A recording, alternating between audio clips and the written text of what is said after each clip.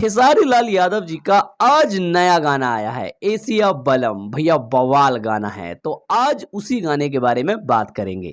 जी हाँ दोस्तों, खेसारी लाल यादव भोजपुरी के एक ऐसे सिंगर हैं जो अकेले भी गाना गाते हैं तो वो गाना सुपर डुपर हिट हो जाता है। आपको पता होगा खेसारी लाल यादव जी का जो उन्होंने अकेले गाना गाया था, दढ़िया बढ़िया लागेला, इतना बड़ा हिट हुआ है वो गाना, आज भी मेरे नस नस में दौड़ता है। और वो गाना अखिलेश कश्यप जी ने लिखा था।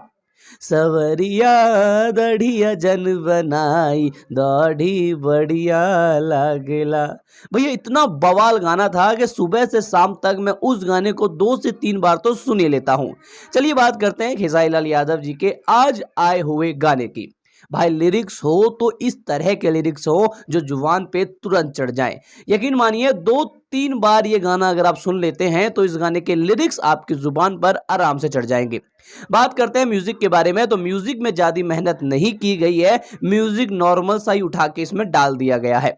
बात करें वीडियो क्वालिटी के बारे में, तो वीडियो क्वालिटी अच्छी है। अब एकदम हाई लेवल की वीडियो क्वालिटी नहीं है, बट हाँ एक फार्म हाउस में ये गाना शूट हुआ है और वीडियो क्वालिटी नॉर्मल है, अच्छी लगती है देखने में।